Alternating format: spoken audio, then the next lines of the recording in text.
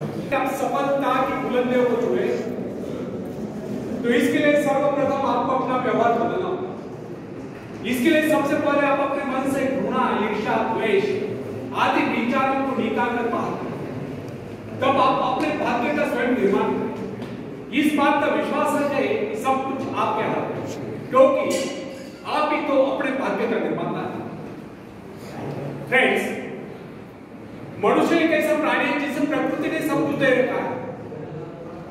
इतना नहीं, प्राकृतिक गुणों के अतिरिक्त यदि किसी प्राणी में कुशलता है तो अपने कौशल से दूसरों के गुणों को अपनाकर और भी अधिक संपन्न हो सकता है। उदाहरण के लिए, हम मछली की भांति जल के जीव नहीं, लेकिन हमारे मन में उसकी भांति तैरने की इच्छा जागृत हुई तो हमने तैरना सीख लिया। पक्षियों की भांति हमारी परवाज करने की इच्छा हुई तो हमने हवाई जहाज बना लिया। इस प्रकार प्रकृति ने, निसर्ग ने मनुष्य को इस प्रकार बनाया कि वह सब कुछ कर सकता है। अतः प्रकृति से प्राप्त सुविधा का लाभ हम स्वयं नहीं उठाते हैं। हम जैसा मूर्ख भला हो, प्रकृति ने हमें क्या नहीं दिया, उसने हमें एक ऐसी शक्ति दी, बल्कि जादुई शक्ति दी है जिससे हम सब कुछ पा सकते हैं। हाँ, यह अलग बात है कि हम उस शक्ति को पहुंचा नहीं पा रहे। अरस्तु ने चौराहे पर खड़े होकर चिल्ला कर कहा था, इस दुनिया में सब कुछ है, जो चाहो सो पाओ, पर पहले अपने को उस योग्य बनाओ। अरस्तु ने कहा है, इस दुनिया में सब कुछ है, जो कर्महीन है वह कुछ नहीं पाता है। एक कटु सत्य एक उक्ति में है, कर्महीन में पाओ नहीं। आपको क्या चाहिए इस पर विचार करिए, फिर गंभीरतापूर्वक उसके लिए योजना बनाइए।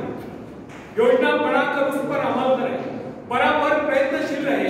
एक दिन आप अपनी इच्छा पूर्ति करके रहोगे, एक दिन आपको सफलता अवश्य मिलेगी।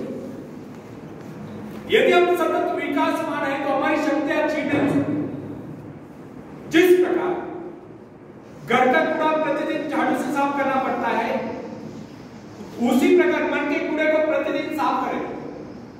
निरंतर नए विचार, आगे बढ़ने के विचार, प्रगति के विचार, उन्नति के विचार मन में लाए, तब शक्तियों को क्षीण करने की क्रिया स्वयं समाप्त हो जाएगी।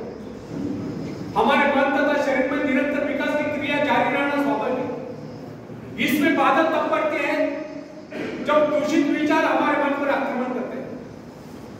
मन पर दूषित विचारों का आक्रमण तभी होता है जब हमारे मन में खालीपन होता है।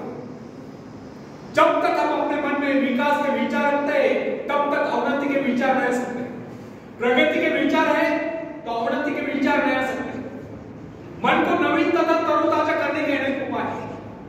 इस विषय में हम सबके भिन्न भिन्न अनुभव हो सकते हैं। हम देखते हैं कई बार हमारे मन में दुख और निराशा की छाया अत्यधिक रूप से लुप्त हो जाती है। दुख के घिर आए बादल हट जाते हैं, उनके स्थान पर हर्ष की खीर उठती है। कम से कम कुछ समय के लिए जीवन के प्रति हमारा दृष्टिकोण बदल जाता है। कई बार हम उत्साहित और निराश हो जाते हैं, अकस्मात कोई शुभ समाचार आ जाता है और हमारा हृदय हर्ष से गदगद होता है। अथवा कोई अशोक सौरभ व्यक्ति आ जाता है और वो हमारी मनस्थिति में पूर्णतः परिवर्तन ला देता है। या कोई परम प्रिय मित्र आकर सारा वातावरण ही बदल जाता है। अथवा अचानक किसी सुंदर स्थान अथवा देश की यात्रा करने का अवसर प्राप्त हो जाया करता है। उसके प्राकृतिक सौंदर्य का लेप हमारे हृदय को शीतल कर देता है। किसी भी ऐसे स्थान की यात्रा करनी पड़ती है जिसकी हमारे मन में सदा से इच्छा नहीं, और वहां से सौंदर्य के कारण हमारे विचारों में परिवर्तन आ जाता है और हम प्रसन्नता से विभोर हो जाते हैं।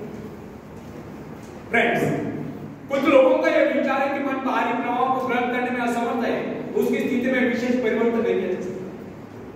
उसके हर्ष विषाद की सीमाओं का निर्धारण केवल भाग्य द्वारा होता है और हम केवल इतना ही कर सकते हैं कि इससे विचारों का हर्ष देकर चकमा लो। परंतु यह धारणा गलत है। हमारे पास ऐसे असंख्य उदाहरण हैं जिनमें व्यक्तियों की मनोवृत्ति में आमूल परिवर्तन होता देखा गया, उनके मस्तिष्क में क्रांति होती देखी गई। बहुत से लोग जो जन्म से दुर्बल थे वे व्यायाम द्वारा सबल होते देखे गए और कर्मठ होते देखे गए।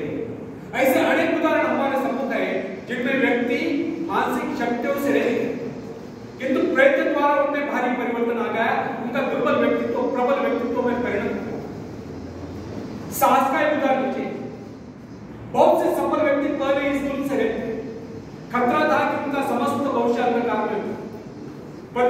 पिता या गुरु की शिक्षा का उन पर ऐसा प्रभाव पड़ा कि उनके जीवन की धाराएं बदल गई। इससे यह सिद्ध होता है कि मनुष्य उपदेश या शिक्षा प्राप्त करके या निरंतर अभ्यास से विचारों में क्रांति ला सकता है। फ्रेंड्स, साहस पर मनुष्य का जन्मसिद्ध अधिकार है। साहस के भाव परिपक्व होने पर वही व्यक्ति जो पहले काय समझा जाता था, शौर्य और पराक्रम के कारनामे कर लोगों को चकित कर देता है। जब आप भय, संदेह, निराशा से ग्रस्त स्थिति में होते हैं, तब आप सही निर्णय नहीं कर पाते। उचित एवं ठोस निर्णय केवल उसी समय किया जा सकता है जब मस्तिष्क सही स्थिति में हो।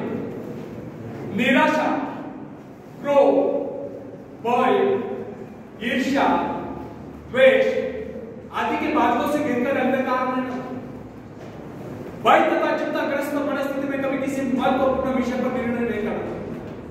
जब मन निर्मल, संतुलित, शांत हो, कोई भी निर्णय उस समय करना।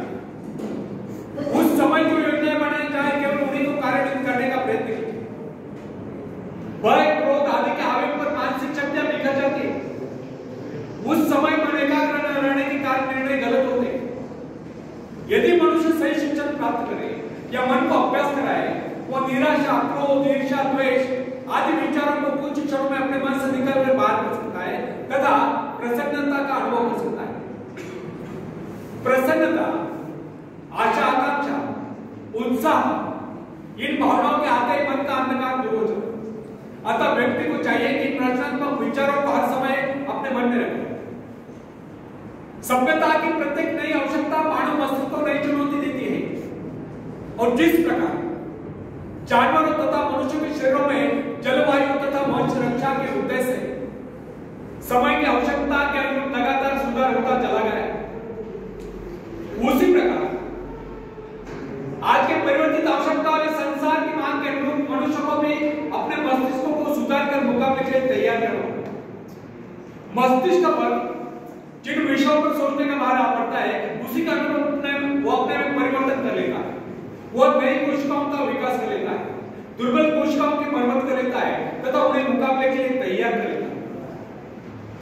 फ्रेंड्स, बड़े शहर के हलचल और शोरगुल में काम करने वाले व्यक्ति का मस्तिष्क विविध रूपों में विकसित होगा। वह शीघ्र सोचेगा, तेजी से गति करेगा, संक्लिष्ट विविध कार्यों में द्रुत गति से चेष्टा करेगा। शीघ्र आप करने वाली विविध आपातकालीन क्रियाओं का मुकाबला करने के लिए वो तुरंत कार्यवाही करने का अभ्यास होगा। छोटे नगर, कस्बे में रहने वाले व्यक्ति का मस्तिष्क भिन्न प्रकार से विकसित होगा, क्योंकि उसकी आवश्यकता इतनी विविध नहीं, उसे तुरंत ही बहुत से निर्णय करने की आवश्यकता भी नहीं होती। फ्रेंड्स, ये कदापि न भूलें कि प्रत्येक कार्य मस्तिष्क सम्मुख नई चुनौती उपस्थित करता है और उसकी आवश्यकता के अनुरूप ही मस्तिष्क अपनी काबिलियत का विकास करेगा। विभिन्न धंधों, नौकरियों या व्यवसायों या व्यापारों के विभिन्न प्रकार की शारीरिक तथा मानसिक चेष्टाओं की आवश्यकता होती है। इन आवश्यकताओं में तीव्र गति से निरंतर परिवर्तन होता रहता है। अतः जिस व्यक्ति का मस्तिष्क जितना अधिक ग्रहणशील, संवेदनशील, सूक्ष्म होता है, वो उतनी तीव्रता से अपने में परिवर्तन लाने में समर्थ होता है तथा नए संघर्ष में सफलता एवं विजय प्राप्त करता है। आखिरी बात आखिरी उदाहरण एक पुरोहित की आवश्यकताएं विशिष्ट होती है, अतः उसके मस्तिष्क के विकास का उसका मस्तिष्क भी उन्हीं आवश्यकताओं के अनुरूप विकसित होता है। वर्षों तक उसका मन निरंतर आध्यात्मिक विषयों के चिंतन में लीन रहता है। अतः उसके मस्तिष्क के विकास का स्वरूप एक वकील, व्यावसायिक एवं भवन निर्माण विशेषज्ञ से भिन्न होता है। फ्रेंड्स, जिस व्यक्ति का जीवन अध्ययन या भौतिक हलचलों में लीन रहा है, उसके मस्तिष्क के सेल्स का विकास एक व्यापारी के मस्तिष्क से भिन्न होगा। अध्यापक में विचारों की उन्मुक्तता, कार्यों में शिथिलता, भौतिक पदार्थ की प्राप्ति के आग्रह का अभाव, एकांत प्रियता दिखाई देती, जबकि व्यापारी में समझदारी, दूरदर्शिता, चतुरता, नियमबद्धता, समयबद्धता और पूर्ति दिखाई देती। महत्वाकांक्षा मस्तिष्क के विकास में परिवर्तन या सुधार लाने वाली प्रबल शक्ति है। महत्वाकांक्षा या अपने जीवन के उद्देश्य को तय कर लेना स्वयं अपने आप में मस्तिष्क संबंधी बहुत ही महत्वपूर्ण घटना है। वैज्ञानिक लोग मस्तिष्क को विकसित करने की संभावनाओं पर खोज करने में व्यस्त है। समय आएगा जब मस्तिष्क के विकास के रहस्य को मानव जान लेगा और इससे मनुष्य के चरित्र के विकास का कार्य सरल हो जाएगा। तब तक हमारे लिए इतना ही जान लेना पर्याप्त है। यदि हम अपने मस्तिष्क का ऐसा विकास चाहते हैं कि हमारा व्यक्तित्व सर्वप्रिय बने, तो इसके लिए सर्वप्रथम हमें अपने मन से घृणा, ईर्ष्या, द्वेष आदि विकारों को निकालकर बाहर कर देना होगा। जब यह गुण हमारे भीतर नहीं होंगे, तब हम हर क्षेत्र में अपने पांव जमा सकते हैं, दुनिया जहां से सहयोग ले सकते हैं तथा सफलता के ऊंचाइयों को छू सकते हैं। धन्यवाद।